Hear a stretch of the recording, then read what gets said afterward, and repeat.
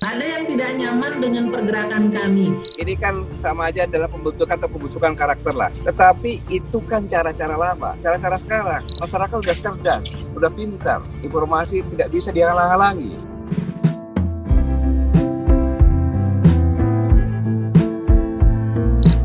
Nah, warganet, saat ini saya sudah bersama dengan Ketua Presidium kami, Koalisi Aksi Menyelamatkan Indonesia, Jenderal Purnawirawan Gatot Nurmantio. Selamat sore, Pak Gatot, apa kabar? Assalamualaikum warahmatullahi wabarakatuh. Selamat sore. Waalaikumsalam. Sehat ya Pak ya? Alhamdulillah sehat. Alhamdulillah. Itu yang paling utama di saat pandemi seperti saat ini. Ya, makanya kita tinggal di desa ini. Enak banget di suasananya nih. Nah, Ya, enak banget suasananya di sana kayaknya ya. ya di sini nggak punya tetangga, jadi tetangganya dengan alam saja, jadi hidupnya yang mudah-mudahan. Ini di desa kegiatannya ngapain aja Pak Gatot? Ya, pagi-pagi mandi matahari, makan ikan, berkebun. Habis itu lima teman-teman.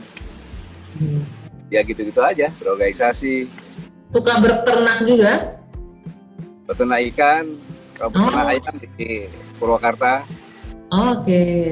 Itu dicoba, kemudian hidroponik, macam-macam lah. Yang penting makan beli gitu. Yang penting kita tidak hanya mau ngebahas soal ternak ayam ikannya Pak Gatot, tapi soal yang lagi heboh belakangan ini. Ada banyak sih kalau terkait Pak Gatot ini. Mungkin warganet di rumah juga sempat menyaksikan di sejumlah televisi. Bukan yang pertama sih, yang terbaru itu penghadangan Pak Gatot dan kawan-kawan PPKN ya. Nah itu dihadang di Taman Makam Pahlawan 30 September kemarin. Kemudian juga sempat beberapa kali kegiatan kami, aksi kami di beberapa daerah juga ditolak oleh massa tak dikenal, oleh sekelompok masyarakat gitu. Kalau boleh dibilang nih kayaknya di mana-mana orang menolak Pak Gatot. Gimana nih pendapatnya Pak Gatot? Reaksinya gimana? Ya Mbak, saya hadapi dengan senyuman saja. Saya ingin menjelaskan dulu bahwa pada tanggal 30 September sore hari di Taman Makam Pahlawan itu saya hadir atas undangan dari Legend TNI Purnawirawan Marinir Soeharto sebagai PPKN, Purnawirawan Pengawal Keselamatan Negara.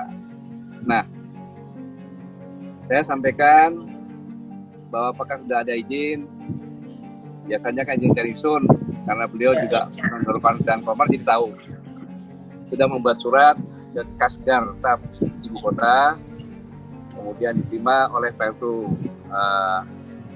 Mabahudin, Pemtu Marinir, dan protokol sudah mengatakan siap untuk memandu acara, karena namanya ziarah terpimpin itu seperti upacara.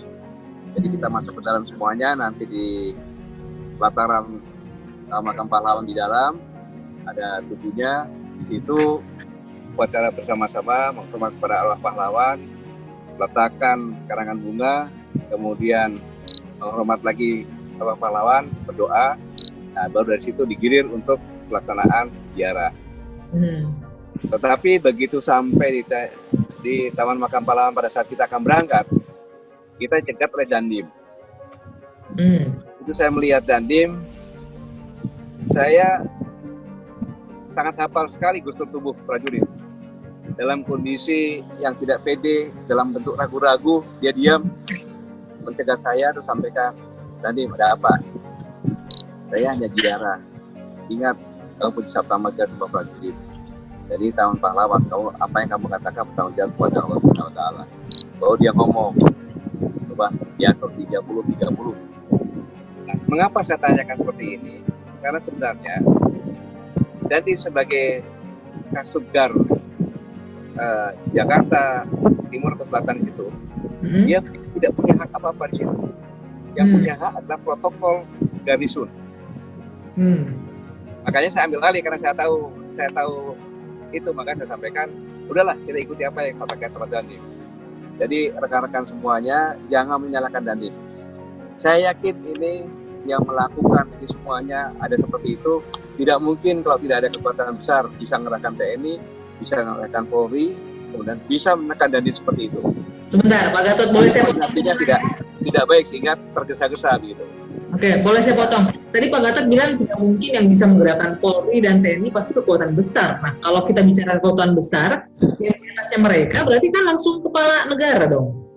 Ya, kan kepalanya, anak buahnya kan bisa juga. Saya tahu itu kan gitu. Jadi kasihan dia. Saya tahu dia Dandim adalah perwira yang baik karena setiap orang yang pernah menjadi Dandim di Natuna adalah orang-orang pilihan. Bagaimana dia biasa melayani saya sebagai Panglima TNI, ketemu saya seperti itu coba. Nah itu cepat saya ngomong seperti itu, kemudian ayo kita ikuti apa yang dianugerahkan oleh Dandim. Itu berkaitan juga dengan yang ada di mulai dari itu Buku Proklamasi tanggal 18, Bandung, kemudian Magelang, Surabaya di Gedung Juang, Surabaya, NTB, Kerawang. Jadi yang jadi permasalahan ada apa sebenarnya? Sebentar, Pak Gatot. Berarti ini Pak Gatot mau bilang bahwa semuanya saling berkaitan ya dengan penolakan-penolakan di daerah lainnya.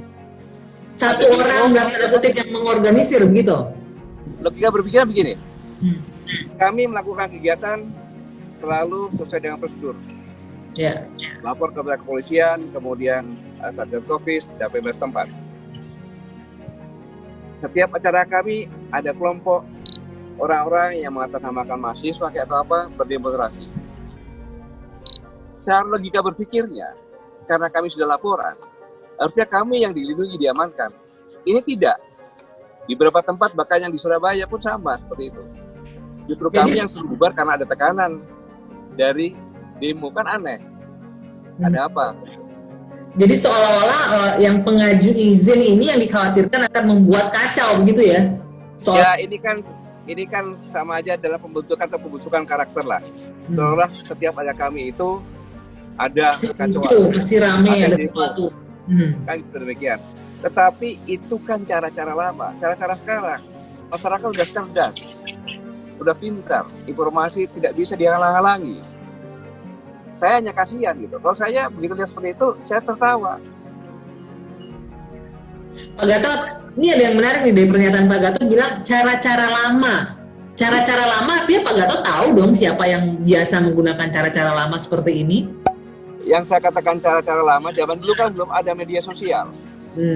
Jadi kalau ada di situ, ya cuma TV saja kan gitu. Nah sekarang udah cara yang sekarang. Nah boleh cara seperti itu, cara yang lain agak yang cantik gitu lah. Lebih elegan gitu ya, jangan langsung hadang dengan massa gitu. Iya.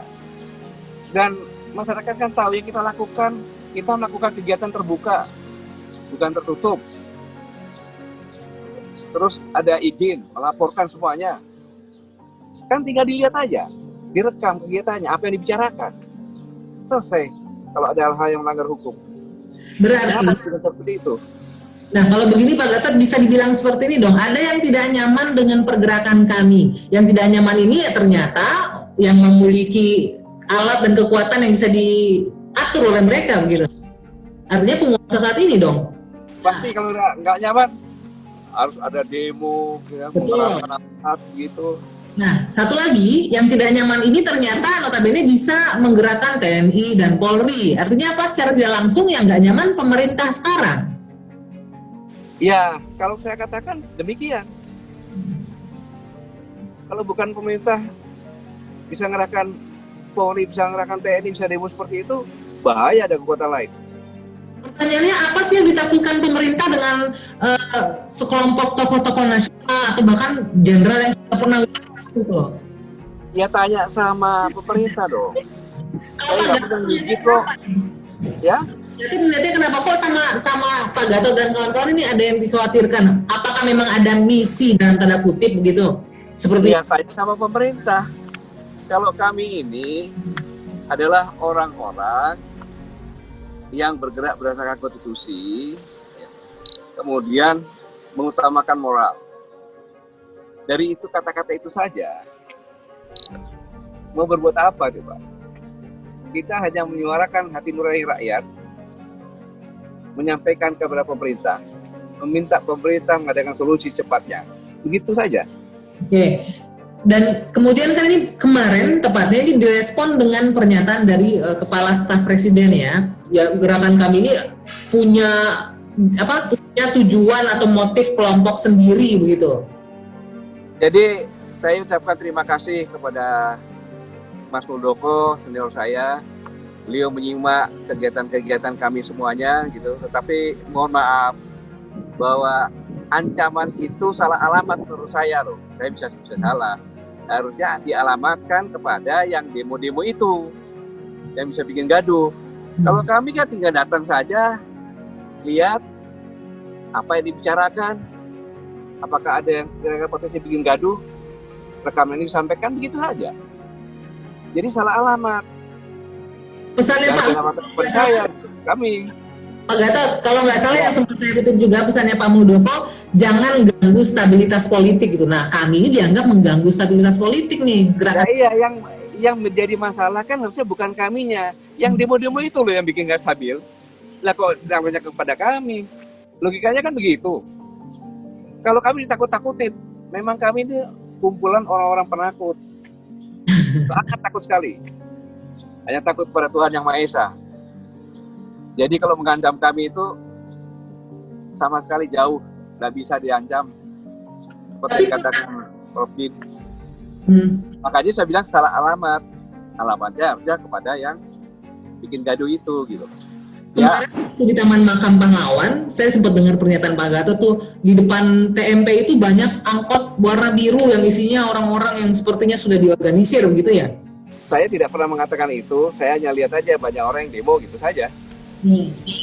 Orang ini kan Pak Gatot sebagai mantan prajurit dan mantan panglima tentunya kan paham nih ini mana yang benar-benar pendemo atau pendemo dalam tanda kutip bayaran gitu. Kelihatan nggak itu Pak Gatot kemarin? Ya kelihatan lah dengan wajahnya, dengan ini kelihatan. Kalau saya mau cari juga saya tahu alamat masing-masing mereka di mana. Itu kan gampang aja, bukan hal yang sulit sekarang ini. Makanya seperti Jawa Timur terus mereka minta maaf kan gitu. Ya. Jadi banyak kadang-kadang, makanya saya tidak bisa marah, saya tersenyum.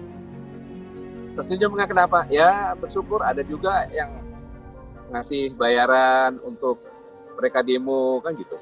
Kan lumayan dalam kondisi seperti ini. Tambahan-tambahan keluarga kan gitu. Pak Gatot, ini nggak sedikit juga yang menyebutkan bahwa ini Pak Gatot dan teman-temannya di kami ini jangan-jangan memang punya agenda politik sendiri, misalnya ada agenda untuk maju 2024 kah, walaupun ntar paling kan jawabannya wah masih lama kok 2024, sekarang masih 2020 aja belum berakhir gitu. Tapi tidak bisa dipungkiri ada yang beranggapan seperti itu. Memang benar bahwa kami berpolitik, tidak salah. Ya, saya ulangi, kami benar-benar berpolitik, tidak salah. Tapi politik kami adalah politik langit. Politik langit? Ya, politik langit. Kita mencari ridho dari Allah Subhanahu Wa Taala, Tuhan Yang Maha Esa, dengan melakukan kegiatan-kegiatan ini. Gak ada agenda politik yang dalam artian politik secara harfiah gitu ya untuk menuju 2024. Saya selalu kalau berbicara di hadapan kami, jangan berbicara 2024. Tetapi bagaimana menyelamatkan negara dan bangsa ini dalam kondisi ada dua permasalahan, masalah kesehatan dan masalah ekonomi. Ini harus segera kita berupaya agar jangan sampai ekonomi makin merosot, kemudian penyakit makin tinggi. Ini sangat berbahaya. Baik, Pak Gatot, terima kasih sekali atas waktunya. Padahal saya tadinya pengen diajak keliling lihat kolam ikan loh di belakang, tapi sayangnya hujannya cukup deras ya di sana ya. Iya, hujan cukup deras. Jadi ya kalau mau hujan-hujanan ya kesini sama-sama, jangan saya aja hujan-hujanan dong. Iya. Nanti kita akan main ke sana. Kalau diundang kita main ke sana nanti ke tempatnya Pak Gatot. Oke.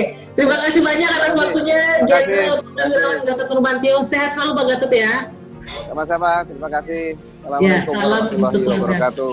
Waalaikumsalam warahmatullahi wabarakatuh.